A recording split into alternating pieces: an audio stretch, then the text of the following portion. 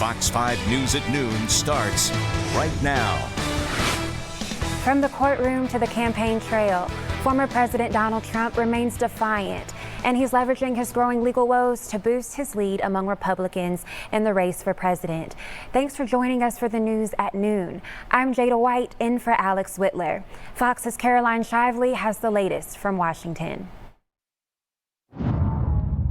So if you can't beat him, you persecute him or you prosecute him. Donald Trump from a tarmac right outside D.C. on a rainy Thursday after pleading not guilty to 4 criminal counts accusing him of trying to overturn an election.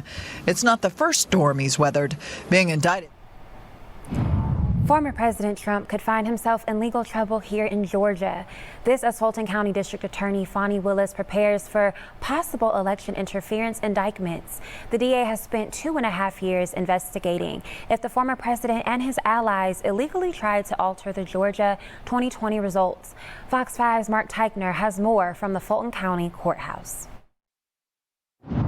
As you can see, barricades already up here at the Fulton County Courthouse as everyone waits to see who Fani Willis ends up possibly indicting and what charges they could be facing. And are you guys ready? Fulton County officials have prepared for a possible criminal indictment for months now. Aside from barricades and street closures, law enforcement has also stepped up patrols in and around the courthouse. Most of the scheduled court hearings are also happening virtually instead of in person. Preparation is the key, and we want to make sure we are focused on providing safety and security. Again, an indictment decision from Fulton County DA Fani Willis could come as early as next week. Fox 5 will bring you any breaking developments if or when they happen. We're learning the identity of the man who was killed in a police-involved shooting in Brookhaven. The GBI says 47-year-old Andrew Wesley Dix was armed with a knife and yelling at shoppers at the town Brookhaven shopping center Monday night. Officers say they attempted to talk to him, but he became more angry. Officers tried to tase him, but he charged at them, resulting in an officer opening fire, hitting him. He later died at Grady Hospital. 8 former state employees face charges accused of filing false claims to receive unemployment benefits. They were all employed with the state of Georgia when they filed.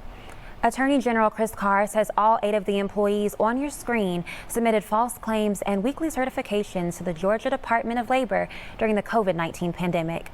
Carr says he's committed to protecting taxpayer dollars no matter the amount. Also happening today, attorneys representing a woman who plans to file a lawsuit against the local Popeyes will talk for the first time. The legal matter stems from an alleged attack by employees. Attorneys say their client was trying to correct her order. Moments later, they say several workers pulled out her hair. Those attorneys will hold a news conference about the case. We'll bring you details this afternoon, starting on Fox 5 News at 4. Major developments in the case of a missing mother of 3. Tiffany Foster disappeared in March of 2021. Yesterday, Foster's ex-fiance was charged with her murder. In 2021, Reginald Robertson told investigators he saw her leave their apartment to go to the store and she never returned.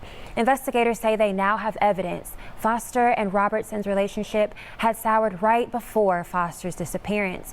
Her family says they don't understand why he would do this. My sister was such a sweet person, man.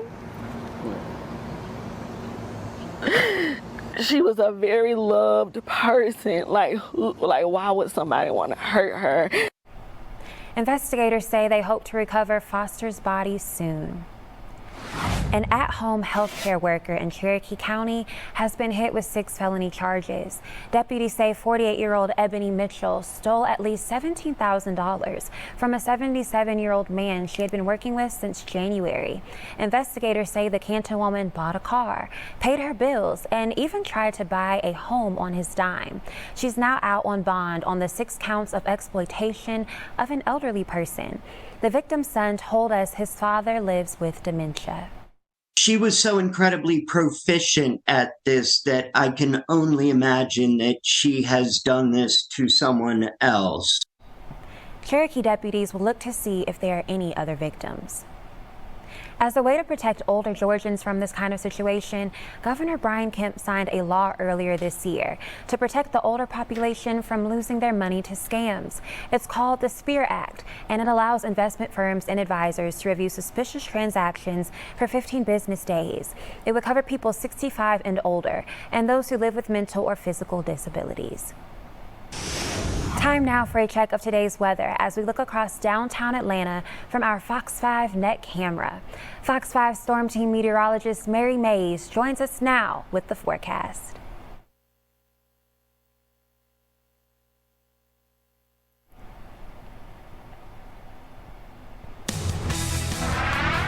Georgia's statewide tests to assess students' results are in, but some experts say students still have a long way to go to make up for pandemic impacts. Plus, we'll have a look at the best moments the Fox 5 team has had with our newest member, May.